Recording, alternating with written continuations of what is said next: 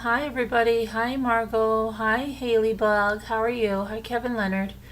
Let me get to the live chat here. Just over here. Hope you all had a good day.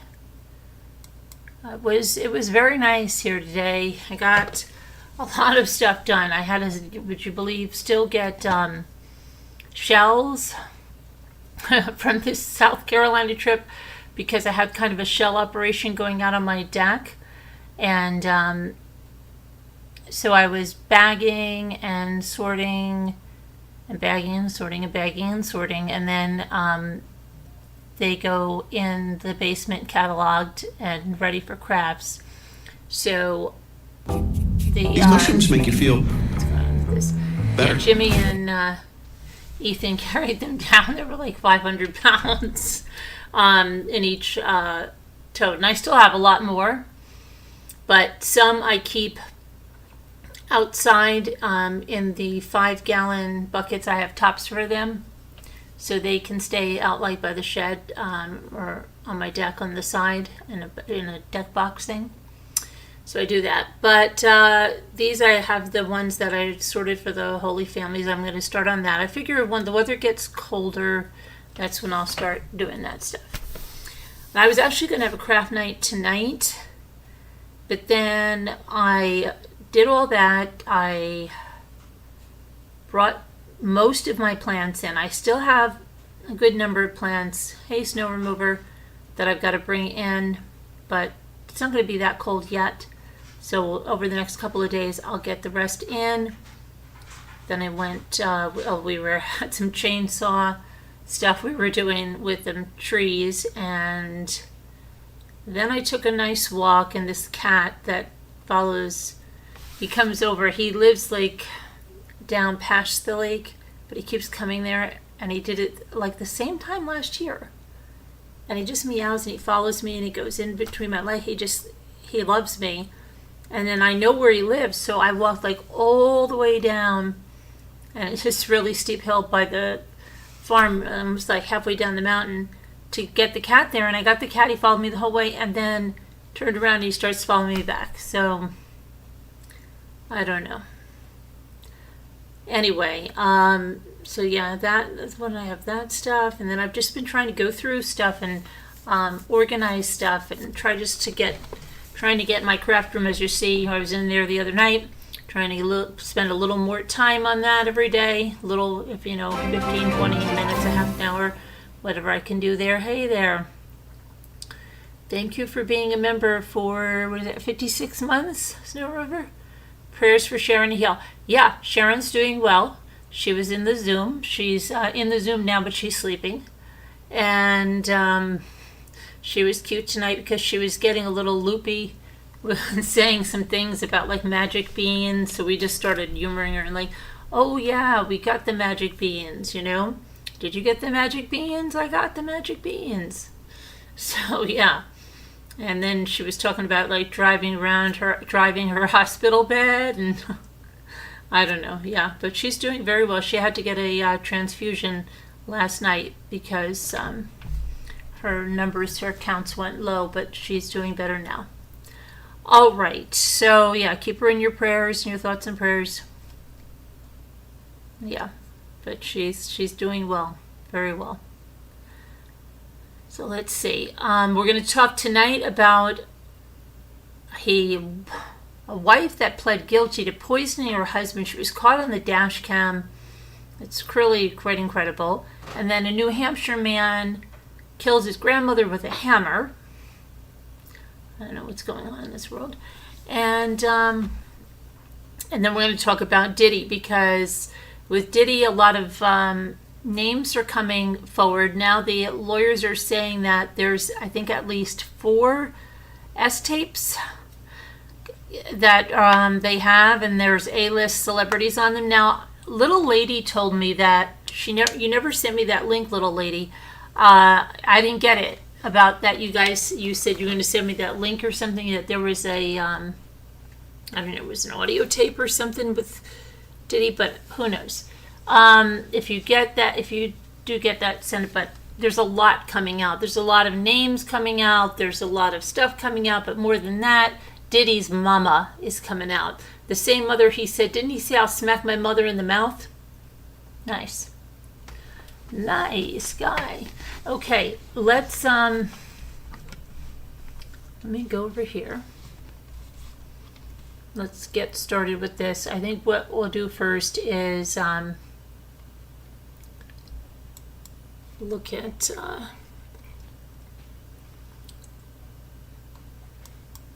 this one that killed his mother with a hammer, his grandmother with a hammer.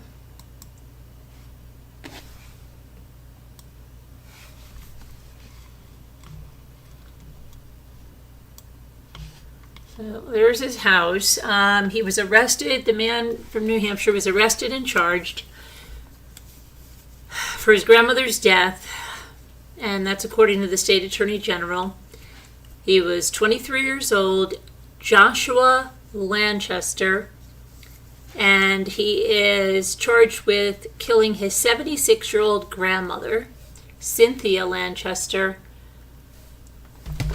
and she was found dead inside a home in Easton, New Hampshire. 911 operators say they got a call for a medical emergency in the area at 11:41 a.m. on Saturday, September 28th. And after they arrived at the home, they found the woman lying on the ground deceased, and she appeared to be suffering from blunt force trauma wounds. Police encountered her grandson at the home, Joshua, who was arrested that evening after alleging that he recklessly caused the death of his grandmother with a deadly weapon, which was a hammer. Wow. The DOJ will not share any other details into how authorities determined that he was connected to his grandmother's brutal death. Nothing that, noting he's being held without bail out of his arraignment. And in court on September 30th, because he was arraigned in court on the 30th of September, which was last Monday, he waived his arraignment, and it's unclear when his next court date would be scheduled. On the 29th, the day after the arrest, the grandmother's autopsy was shared by the chief medical examiner, Dr. Abigail Alexander, in a release. And I want to pull up that release here. Okay, this is the press release. I'm going to pull this over.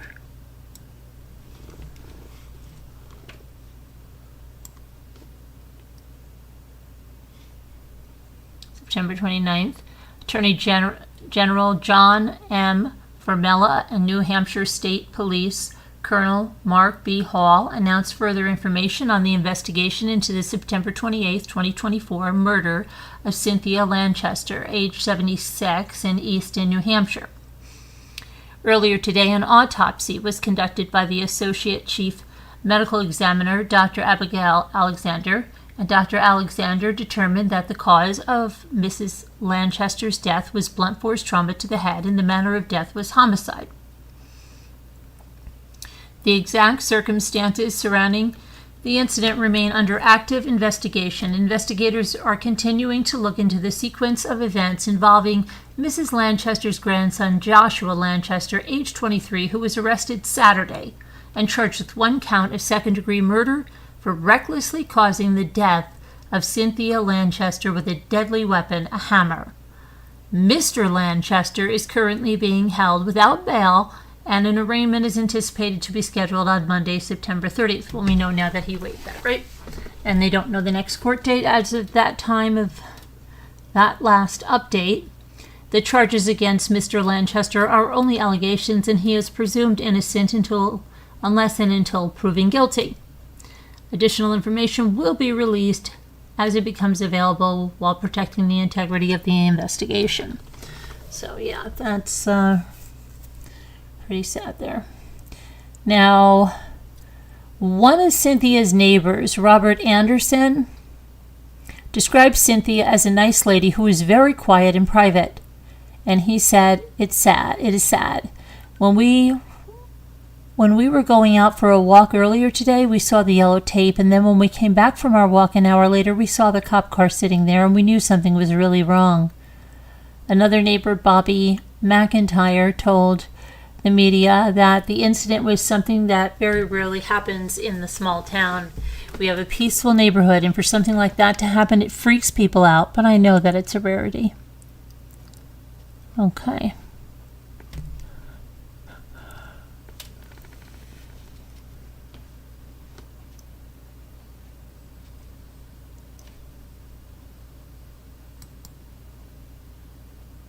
All right.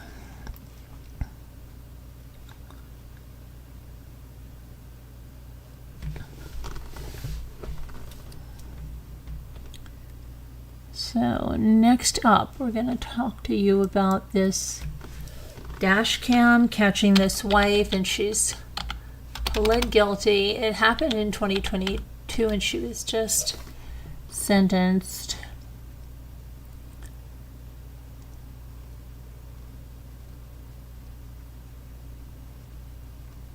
to 40 years, I believe it was. Hold on, let me see.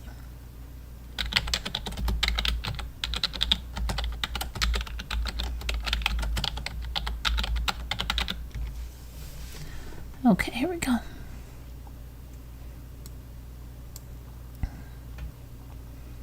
So there's a couple of, you saw the picture in my thumbnail. Here's a picture of her in the turtle suit.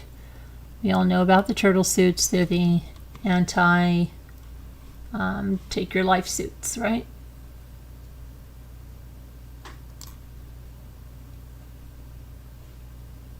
There we go. So, Amanda Hovanek, 37, pled guilty to distributing a controlled substance that resulted in the death of her husband, Timothy, in 2022. She's from Ohio. She was sentenced to 40 years in prison. Why? It's because she injected her husband with a poison that the feds said killed him within minutes during a child custody exchange back in 2022. She pled guilty to multiple charges, including distributing a controlled substance that resulted in the death of her husband, with whom she shared 3 children. The U.S. Attorney's Office said Hovanek admitted to injecting her husband, who was a U.S. Department of State worker, with M99 or etorphine, a controlled substance that is about 1,000 times more potent than morphine. She was sentenced to 40 years in prison for injecting her husband with that poison, leading to his death. The sentence was handed down to the 37-year-old Amanda after she pled guilty to multiple charges, including distributing that substance. And this was, let's get the statement from the Attorney General's, the U.S. Attorney's Office, I'm sorry. Let's pull this over here.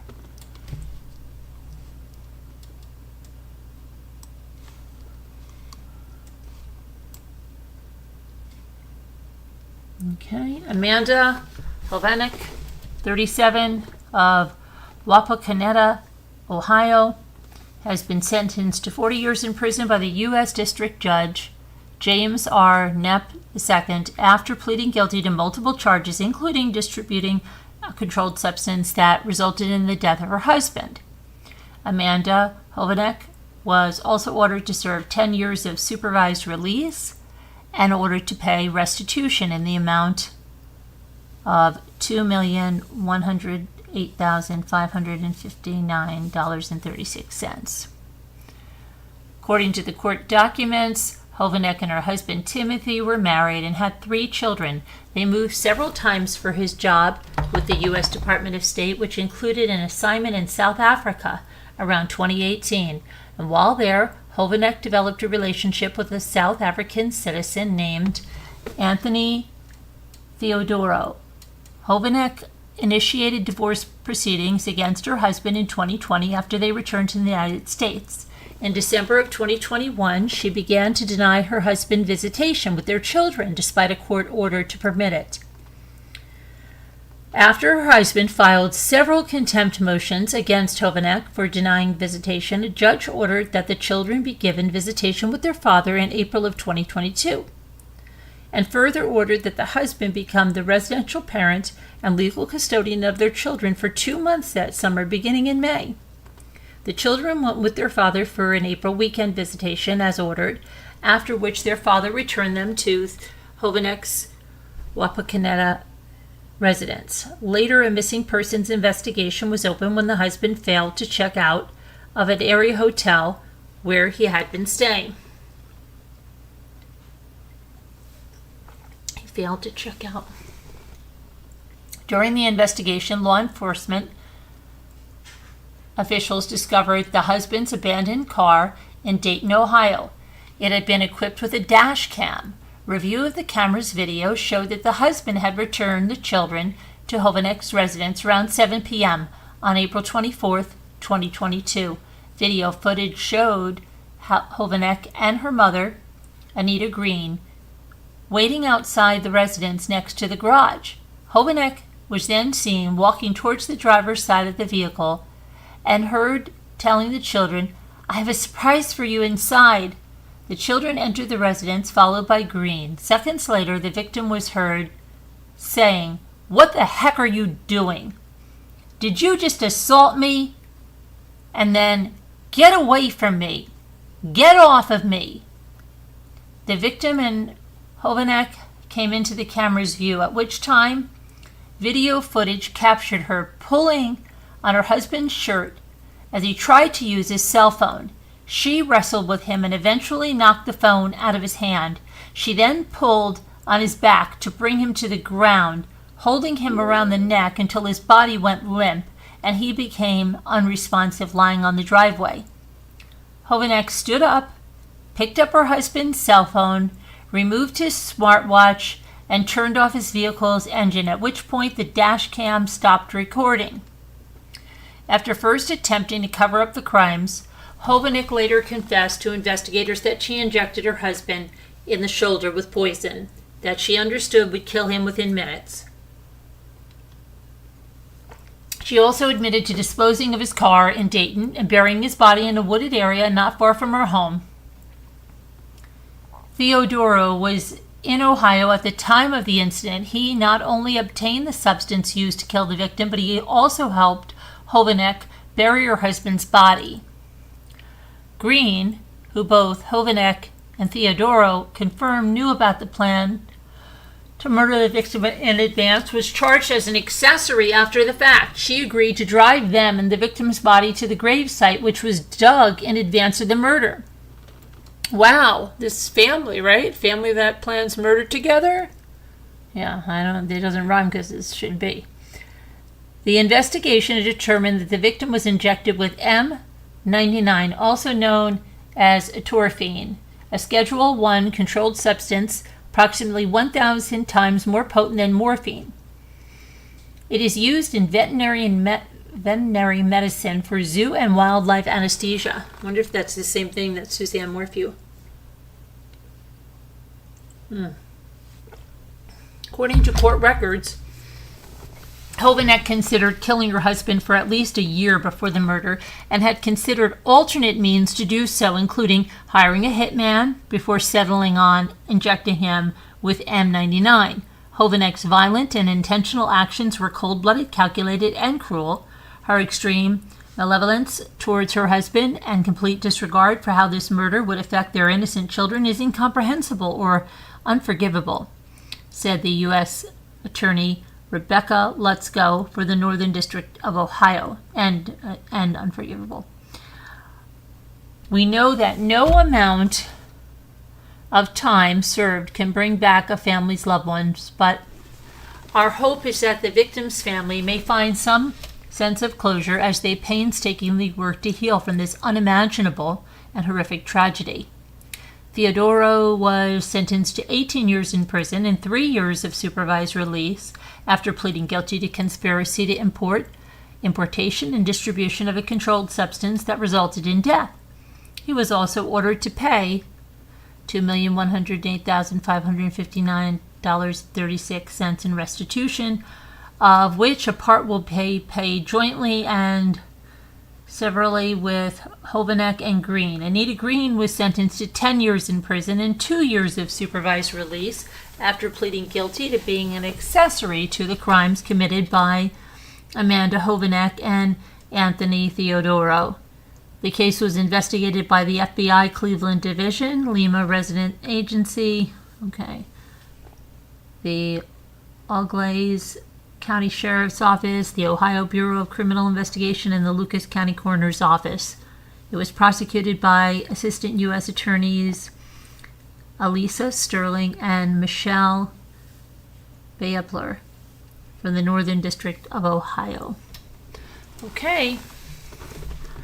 That goes again. Murder's not the answer, and you're going to get caught. You're not going to get away with murder in this day and age. Just stop.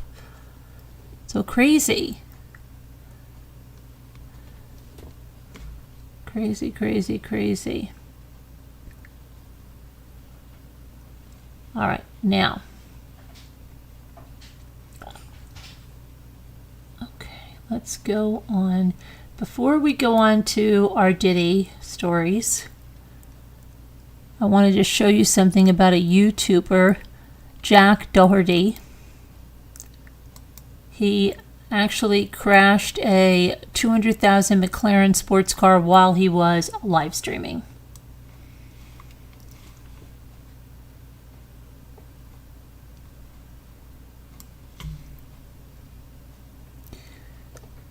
In the footage of the incident, 20-year-old Jack Doherty appeared to be looking at his phone while driving on a rainy highway before the crash.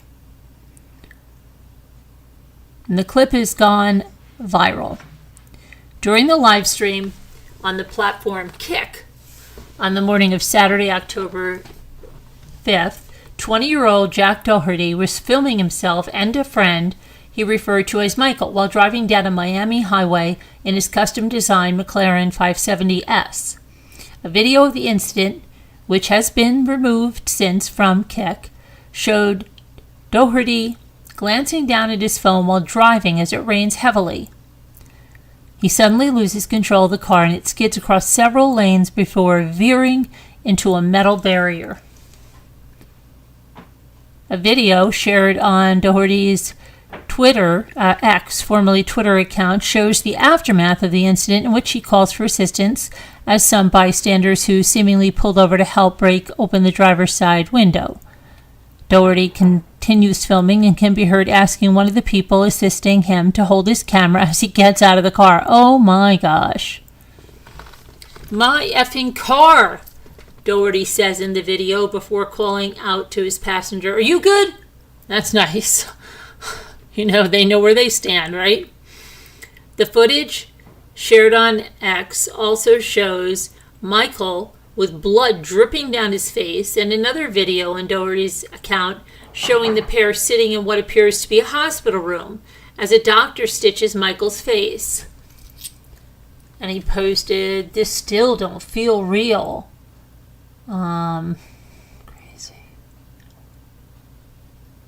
More than 185,000 people were viewing Doherty's Kick stream at the time of the crash. In a YouTube video posted on his channel in June of 2023, Doherty revealed that the McLaren cost $202,850, and he has since wrapped the car in a custom blue painted splatter design. His Kick account was taken down following the incident, and his page now directs to an error message. The streaming platform's community guidelines state that users must prioritize your safety and the safety of those around you by avoiding dangerous behavior. Prioritize your safety for yourself and your audience, the public, and anyone else involved. If someone is in danger or needs help, turn your camera away and contact local EMS immediately. In a statement given to People, Kick said that it does not condone illegal activity, which is why we swiftly took action and moved to ban this creator from the platform. Doherty did not immediately respond for comment. After Doherty's video of the aftermath, garnered more than 14 million views on Twitter. Many of his fellow YouTubers and live streamers shared posts on their platform criticizing his behavior. We live in a world where fame is chased harder than compassion. Responding to the clip, a kid more concerned with recording and texting didn't even check on his friend in the passenger seat. His first thought was his car. This is the illness we face. Your friend's face is gushing blood, but you make sure he stays filming from all angles? Nice. A YouTuber, Karina Kopf, wrote that. Dougherty has previous drawn criticism for similar events on his YouTube and Kick accounts. In November 2023, he posted a YouTube video that featured footage of him flipping over a golf cart while his girlfriend was in the passenger seat.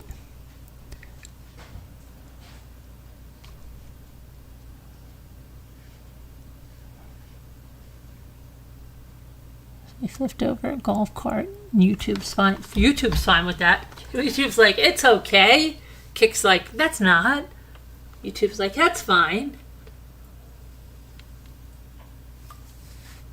Okay, so anyway, let's see here.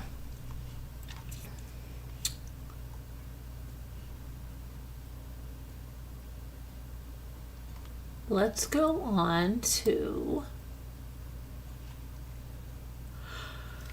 There was something about Lyle Menendez over here. I'm just going to go to this before we go to Diddy Do. Over here. Apparently, Eric went on a hunger strike to try to keep the brothers together. Eric Menendez thought he and his brother Lyle were going to the same prison after their 1996 convictions for killing their parents. He had no idea how wrong he was.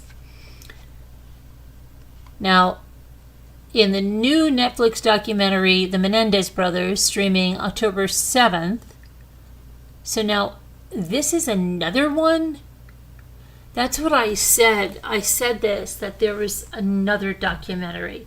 So there's two documentaries streaming on the same one? Is that correct?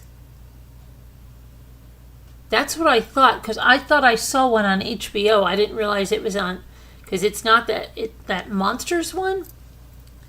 I don't know. So Eric did everything they could to be put in the same correctional facility, including going on television and pleading their case. Lyle, who's now 56, said in the documentary that the only reason he and Eric sat down for the very unusual televised interview with Barbara Walters in June of '96, just after they were convicted, was to try to plead that they not separate us and show how much we did not want that to happen. For years, the brothers say in the documentary, they only had each other to lean on. After they shot and killed their successful music executive father, Jose, 45, whom they claim essayed him for years, and their mother, Kitty, 47, who they say ignored the abuse, the two claim they decided to kill their parents after Eric revealed to Lyle that the father had allegedly been essaying him for years, something Lyle said he understood because he said he had endured the same thing. Yeah, it's a different one. But I thought I saw it on HBO. Isn't that weird? When their first trial in 1993 ended in a hung jury, they relied on each other for comfort and support through their 96 trial, when they were found guilty of killing their parents with 12-gauge shotguns in the TV room of their $5 million Beverly Hills mansion. During the interview with Barbara Walters, which is shown in part in the documentary, Barbara asked them how important it was for them to stay together. Very important, Lyle answered. That's what's gotten us through these 6 years. Eric became very emotional and told Barbara Walters, there's a good probability I will never see him again. There are some things that you cannot take, and there's some things that you can endure. With everything taken away, it would be the last thing that you can take. But it was. When it came time to leave the county jail that they called home for years for prison, they put him in one van. Eric said, "I didn't understand why they were putting me in another van. I started screaming out to Lyle and they shut the door. It was the last time I saw him," Eric said. As a result, Lyle explains, "Our start in prison life was tremendously painful. My brother actually went on a hunger strike to try to keep us together." In 2018, after years of fighting to be moved to the same prison as his brother, Lyle was transferred to Donovan Correctional Facility in San Diego, California, where Eric is also incarcerated. Over the years, they appealed their case to no avail. In recent years, calls for the brothers' case to be reviewed began surfacing, especially among a TikTok group who led a social media campaign to overrun their convictions. The brothers said that they killed their parents to put a stop to the SA that they alleged they suffered at the hands of their father and because they feared for their lives. On Thursday, October 3rd, Los Angeles County District Attorney George Gascon said he would review new evidence in the case and possibly reevaluate their sentences. Okay, so the Menendez Brothers official podcast, a 3-part companion podcast featuring unheard audio interviews with the Menendez brothers, not featured in the documentary, debuts October 9th on Netflix. You can't make this up. What? I don't even understand where that is. Huh.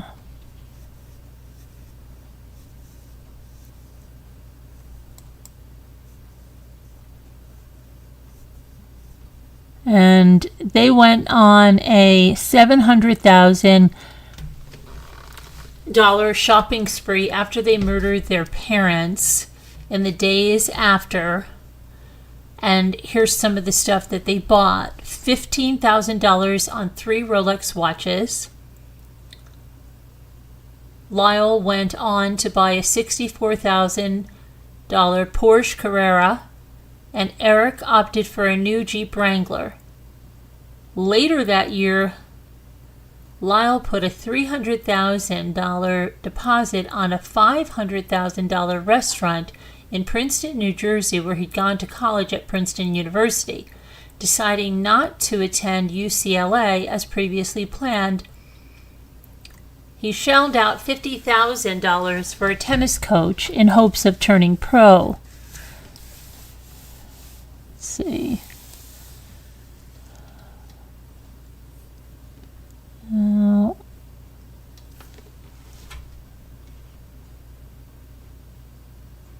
Okay, so someone said that they were out to have a good time, and that's why they did this. But the brothers in this new documentary say, "No, not true." And I quote, "The idea that I was having a good time is absurd."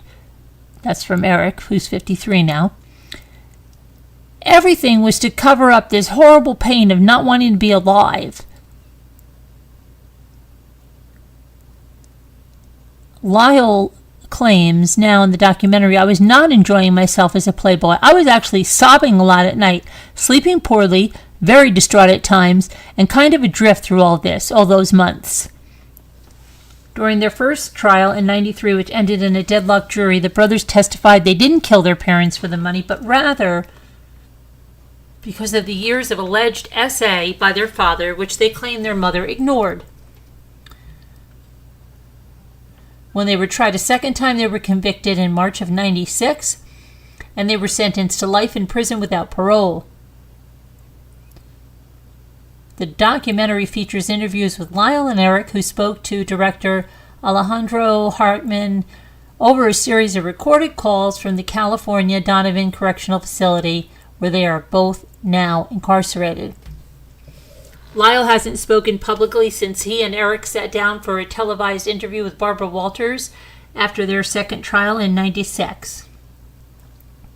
The Menendez brothers goes in depth about what led the brothers to kill their parents, how the murders are still looming large in their lives to this day, and how their accomplished, demanding father played a role in their decision-making even after his death.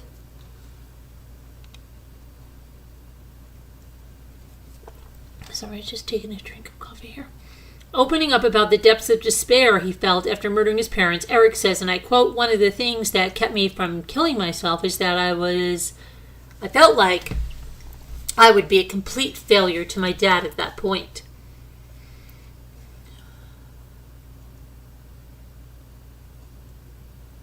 So this airs on Netflix October 7th, which is today. It's interesting. Menendez Brothers official podcast, a 3-part companion podcast, features unheard audio interviews. That debuts October 9th. And you can't make this up. I'm not sure, there's like 2 different things. Okay. All right, so let's go to, he really looks like Lyle, doesn't he? She looks really much like Eric. Isn't that funny? Okay. Let's go to Diddy. Okay, so there's lots of stuff coming out about Diddy and Bieber. But before that,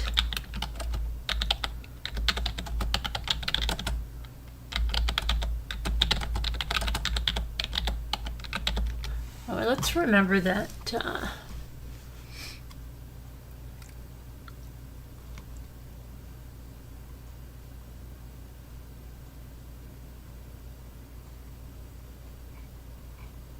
okay, so I want to get to right here. Let me get their graphics up because his mother changes very much, but let's see.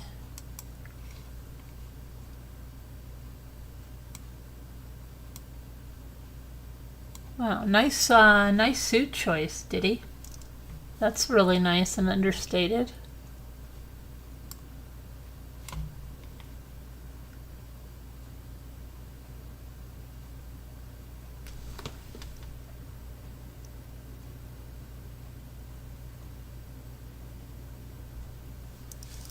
Okay, so Sean Combs' mother, Sean Diddy Combs, Sean P. Daddy, Sean Puff Daddy, whatever you want to call this guy. His mother's name is Janice Smalls Combs. She came to his defense and she said, and I quote, "It is heartbreaking to see my son judged not for the truth, but for a narrative created out of lies." She shared this statement via a lawyer on Sunday. And she also said, and I quote, "To bear witness what seems to be a public lynching of my son before he has had the opportunity to prove his innocence is a pain too unbearable to put into words. Like every human being, my son deserves to have his day in court." He's going to have his day in court, sweetie. To finally share his side and to prove his innocence. He's going to have his day in court. Settle down, Mama. Your own son said he'd slap you in the mouth.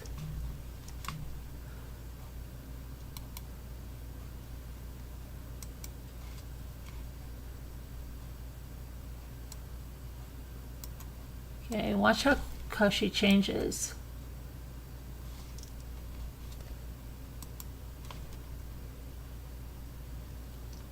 She referenced the surveillance footage that showed Diddy beating on his then-girlfriend Cassie at a hotel in 2016. That's really good look, isn't it? She looks a lot like Diddy. That's sweet. Nobody has to. Your son was right on the video surveillance camera beating up his girlfriend, sweets. She says, "I am not here to portray my son as perfect because he is not. He has made mistakes in the past, as we all have. My son may not have been entirely truthful about certain things, such as denying he's ever gotten violent with an ex-girlfriend when the hotel surveillance showed otherwise. She probably should have just been quiet. It's probably what she should have done." She also addressed why she personally believes that Diddy settled with Cassie out of court. She said, sometimes the truth and a lie become so closely intertwined that it becomes terrifying to admit one part of the story, especially when the truth is outside the norm or is too complicated to be believed. I'll quote her saying, this is why I believe my son's civil legal team opted to settle the ex-girlfriend's lawsuit instead of contesting it until the end, resulting in a ricochet effect as the federal government used this decision against my son by interpreting it as an admission of guilt. Well, then he shouldn't have settled. He should have had his day in court, Mama. Cassie, 38, filed the lawsuit against her ex last November, accusing him of sex trafficking and repeated physical abuse. She also came to her son's defense regarding the numerous SA allegations against him and said, and I quote, not being entirely straightforward about one issue does not mean my son is guilty of the repulsive allegations and the grave charges leveled against him. Many individuals who were wrongfully convicted and later exonerated had their freedom taken from them, not because they were guilty of the crimes they were accused of, but because they didn't fit the image of what society considers to be a good person. History has showed us how individuals can be wrongfully convicted due to their past actions or mistakes. Oh, sweets. She claimed that her son's legal team, with Cassie, sometimes the truth and a lie become so closely intertwined that it becomes terrifying to admit one part of the story. Doesn't make sense. Let's see. She claimed that the allegations against her son are motivated by those seeking a financial gain and not justice. Oh, really, sweetheart? Do you know that for sure? Wow. Wow. Okay. All of those people, right? Yeah. What about Usher? What about Justin Bieber? What about the 9-year-old boy? She is something, isn't she? I think she should have just been quiet. She claimed that Diddy's latest accusers were seeking a quick payday after they witnessed his settlement with Cassie. These individuals saw how quickly my son's civil team settled his ex-girlfriend's lawsuit, so they believe they can receive a quick payday by falsely accusing my son. Oh. Furthermore, she emphasized that false allegations of SA thwart true victims of S violence from getting the justice they deserve, because Diddy's alleged victims are not true victims, right, Mama? You know that. Don't judge, but you are. Don't jump to conclusions, but you are.